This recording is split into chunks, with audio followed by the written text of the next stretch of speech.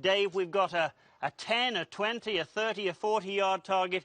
We know that a lot of amateurs find judging distance really difficult. Help them, Dave, help them. Okay, here's what I believe you have to do. If you're going to be a good wedge player, you have to learn to carry the ball the right distance. First, you learn some wedge mechanics. Be able to get the club from here to here with a wedge just kissing the ground. Then you work on turning your body and your shoulders together so that you can get a little rhythm. If everything's synchronized and moves together, you can get rhythm. And then, with my rhythm, my Dave Pelz rhythm, I can learn to hit balls different distances based on the length of my backswing. Now look, if you don't have good mechanics or you're hitting some of the shots with your hands and others without your hands, I don't use any hands in my wedge swing. I take it back and through, and the length of the backswing determines the length of the carry.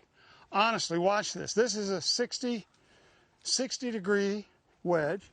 I've got a little swing like this that I have calibrated for that 10-yard target there. If I do it right, with my rhythm, I should hit the little silver disc. That's an eagle, -2. If I hit the flat area around it, that's a -1 because that's better than the average tour professional. If I hit the volcano, the deep green, it'll bounce crazy, and that's a par. In the sand is a bogey, and if you miss outside the sand, it's a double bogey. Look, that was a 10-yard swing. This is my 20-yard swing.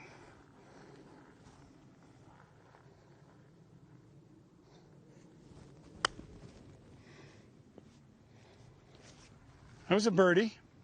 So, Dave, what we're saying is really you're altering the distance with the length of the swing, not conscious speed of the swing, not deliberately speeding it up. Right. In fact, the most important point, Martin, is I'm not hitting these wedge shots. How hard should I hit this? Oh, when you're scared, your muscles are so much stronger. If it feels the same, it's going way farther. That's why people play so poorly under pressure. Under pressure, what I'm trying to do is make the same rhythm. What I do is I make my practice swing. And of course, I'm not scared in my practice swing, no matter how much money I'm playing. Sometimes I play for my house. Really? And anyway, if you want to take the pressure out of it, you learn this. Now look, I'm going to come right here, and I'm going 30 yards. I'm going to hit this thing 30 yards. Now, if I gunch it or do something weird, it won't go 30, but get down.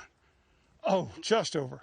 I think it's fair to say, though, Dave, that the viewers should know at home, even someone who's hit thousands of wedge shots such as you have, even when Phil Mickelson is here, the calibration station, if we might call it that, that is an everyday for the rest of your life deal, isn't it? Martin, I come out of the house.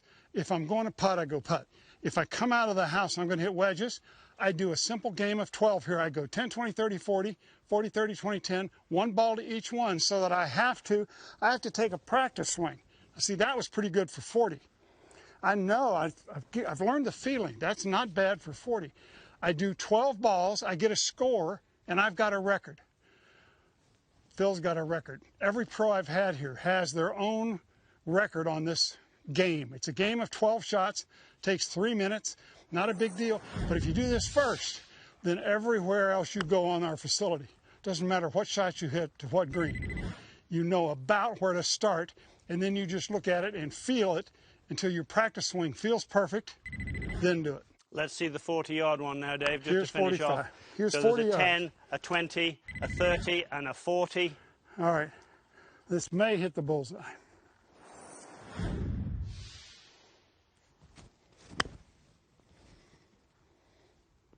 I think what's interesting there, Dave, is that someone who's studied it their whole life like you, Phil Mickelson, and the many great players you've played with, nobody owns this without making payments every week on it, do they?